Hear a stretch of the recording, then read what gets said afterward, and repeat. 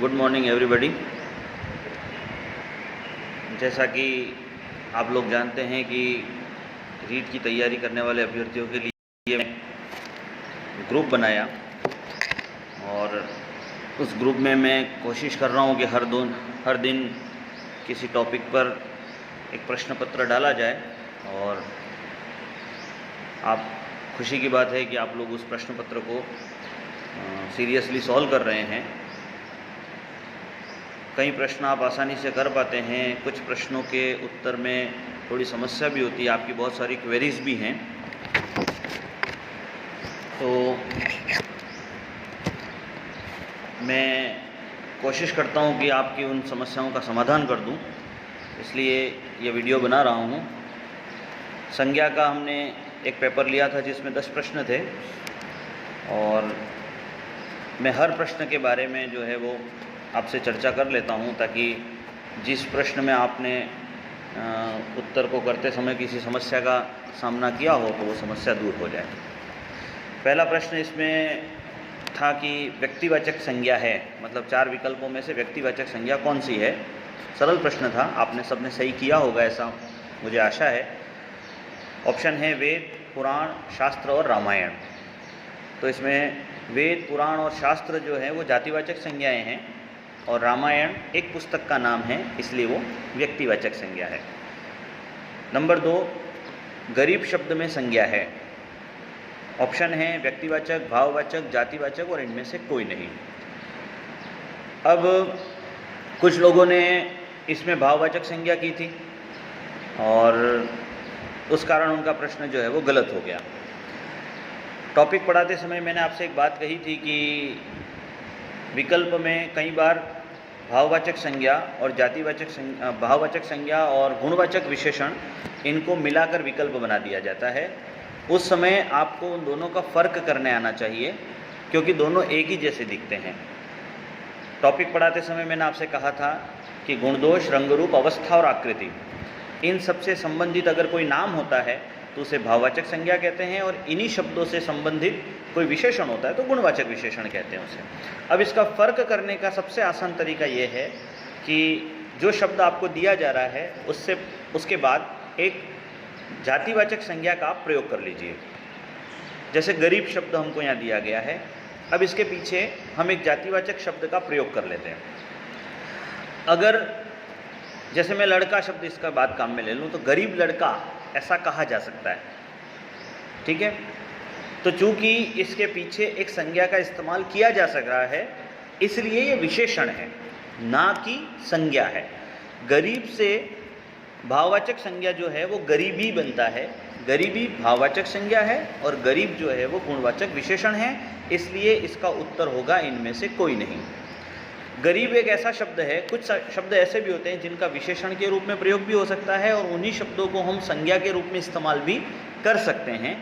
तो अगर मैं इसको संज्ञा के रूप में इस वाक्य में इस्तेमाल करूं कि हमें गरीबों की मदद करनी चाहिए, तो ऐसी स्थिति में गरीबों शब्द जो है वो जातिवाचक संज्ञा हो जाएगा और गरीब परिवार ऐसा मैं कहूं तो वही गरीब जो है वो विशेषण बन जाएगा।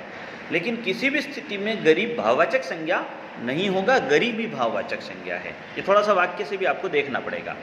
झुंड शब्द है जातिवाचक, व्यक्तिवाचक, भाववाचक और समूहवाचक।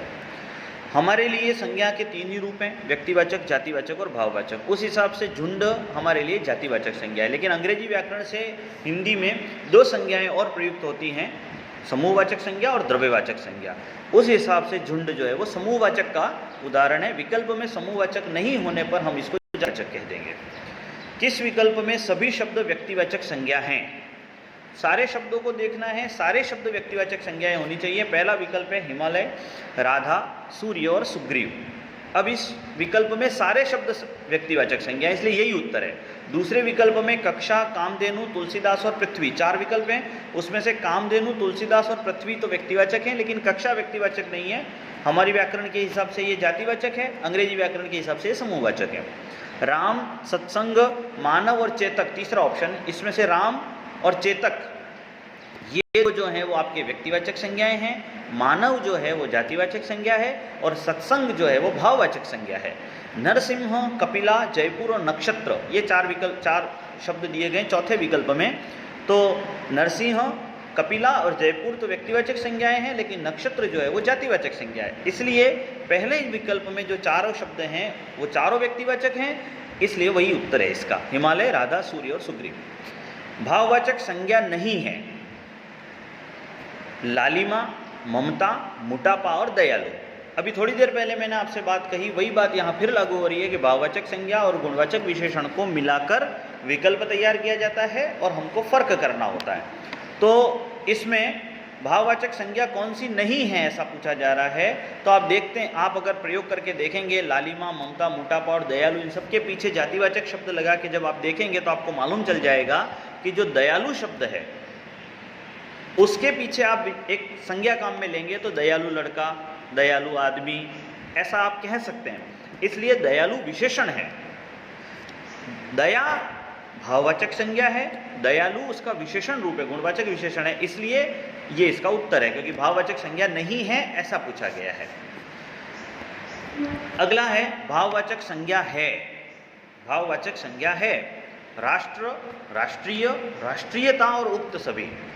सारे विकल्पों पर अगर हम विचार करें तो राष्ट्र जो है वो जातिवाचक संज्ञा है, राष्ट्रीय गुणवाचक विशेषण है, आप इसके पीछे संज्ञा लगा सकते हैं, राष्ट्रीय भावना, राष्ट्रीय एकता, ठीक है, इसलिए राष्ट्रीय जो है वो गुणवाचक विशेषण है। राष्ट्रीयता जो है वो एक भाव है, हमारे अंदर राष्ट्रीयता का भाव होना चाहिए ऐसा हम कहते हैं, तो राष्ट्रीयता जो है वो भाववाचक संज्ञा है, उक्त सभी इसलिए इसका नहीं होगा क्योंकि बाकी शब्द भाववाचक संज्ञाएं नहीं है। जातिवाचक संज्ञा नहीं है ऐसा पूछा गया, जातिवाचक संज्ञा नहीं है। तो जत्था चूंकि एक समूह को कहते हैं इसलिए वो जातिवाचक है, संगठन भी एक समूह को कहते हैं इसलिए वो भी जातिवाचक है, संसद भी समूह को कहते हैं इसलिए वो भी जातिवाचक है। लेकिन शेषव एक अवस्था का नाम है और जहां अवस्था का नाम आ जाएगा वो भाववाचक संज्ञा हो जाएगी। गुणदोष, रंगरूप, अवस्था और आकृति, तो अवस्था का नाम है शेषव, इसलिए ये जातिवाचक संज्ञा नहीं है, तो ये हमारा उत्तर हो गया। आज भी भारत में श्रवण कुमार पैदा होते हैं, रेखांकित पद में संज्ञा है, रेखांकित किया गया है श्रवण कुमार को। मैंने आपको पढ़ाते समय बताया था कि अगर किसी वाक्य में किसी व्यक्ति विशेष का नाम स्वयं की पहचान न बताकर अपने किसी गुण अथवा दोष के कारण एक समूह को बताए तो वो जातिवाचक बन जाती है। यहाँ श्रवण कुमार आज्ञाकारी पुत्रों का एक समूह बताता है, इस कारण ये जातिवाचक संज्ञा है। क्रिया से निर्मित भाववाचक संज्ञा नहीं है। अब आपको यहाँ इस प्रश्न में ये देखना है कि आप प्रत्यय हटाने के बाद जो शब्द बचेगा अगर वो क्रिया है तो वो उसका उत्तर नहीं है, अगर क्रिया नहीं है तो वो उसका उत्तर है। जैसे कमाई, कमाई में आप आई प्रत्यय हटा देंगे तो कमाना शब्द बचेगा तो वो क्रिया है। लड़ाई में आप आई हटा देंगे तो लड़ना बचेगा, वो भी क्रिया है।